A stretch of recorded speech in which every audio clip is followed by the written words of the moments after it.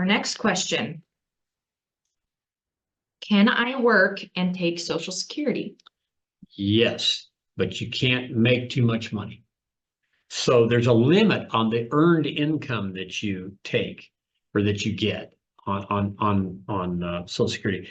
The limit after you take Social Security, and this is prior to age 67. If you take Social Security prior to age 67 and you're still working, you're limited to not to earn just barely over $22,000 a year. Now that's earned income. That's not income from farm income or taken out of your IRA or something. It's earned income from a job. But they'll take away $1 for every $2 that you earn, $1 of Social Security for every $2 that you earn above that $22,000 limit while you're under full retirement age. After you reach full retirement age of 67, you can earn as much money and they're not going to dock you on your Social Security at all. Like I said, it doesn't count if it's pension, the earnings, it's not earned income if it's pension, investment money, retirement account money, interest, any of that. Okay, so how do spousal benefits work? Well, the ages for spousal benefit eligibility are the same as regular Social Security. Age 62 is the earliest, but you're penalized. And just like we said earlier, you're penalized for taking early. Your full retirement age for most people, 67. That's when you get your full benefit of your spousal benefit. It's maxed at the spousal benefit is maxed at 50% of your spouse's Social Security. Their full retirement age Social Security. Yeah. So if your spouse's full retirement age Social Security is $3,000, then your Social Security is maxed at, your spousal benefit is maxed at $1,500.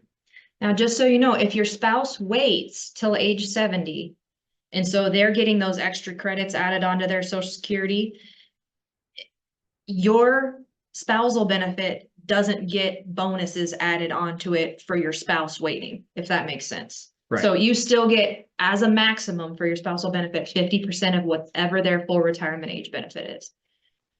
You can't get the spousal benefit until your spouse has started taking Social Security.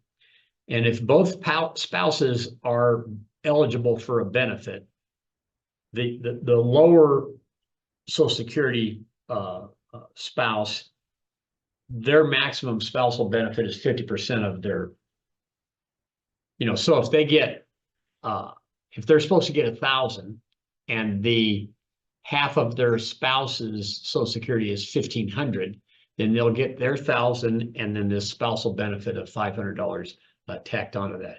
Then when your spouse, when the higher income earning spouse passes away, if they pass away before the lower Social Security earning spouse, the surviving spouse gets the higher gets their spouse's Social Security, that higher amount, and they don't get theirs anymore. Mm-hmm. So, and the example that I talked about earlier, where say your spouse does wait until age 70 and they get the extra added onto their Social Security, that's where this can benefit you as a spouse, because you don't, while they're living, you don't get 50% of that higher amount. But when they pass away, you get to take over that higher amount. Yeah. So everybody's situation is different. That makes me think of your mom and I. Everybody's situation is different. That's why you need to, you or your friends or family that are nearing making these decisions need to come in and let us help you, because everybody's situation is different. Their spouse, the ages, their Social Security benefit they're going to get, their life expectancy, etc. And these inputs we put into this Social Security analysis software we're going to show you in a minute.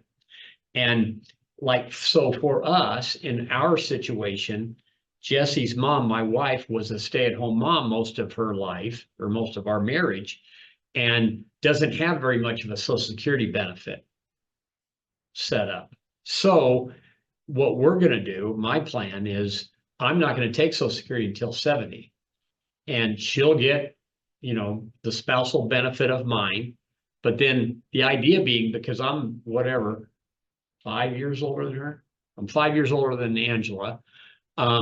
So I'm, and men have typically shorter life expectancy. So I'm setting my situation up so that your mom, my spouse, gets a better Social Security benefit down the road because she's going to get mine when I pass away. So One other quick thing to mention while we're talking about spousal benefits, and I won't go into a super lot of detail about this here, but a lot of people don't know or maybe don't realize that there is survivor's benefits. So if your spouse passed away even before they started Social Security, you can get a survivor's benefit as long as you haven't remarried and you're age 60 or older on their Social Security amount. And then also, if you are divorced from somebody and say maybe you were a stay-at-home parent and you don't have a super high Social Security amount, you're divorced, your spouse was working and had a really high Social Security amount, as long as you guys aren't remarried, well, as long as you're not remarried, I can't remember if it's both.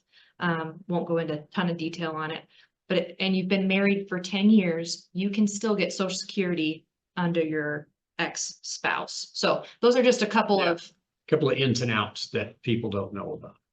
that can make a big difference for people sometimes. How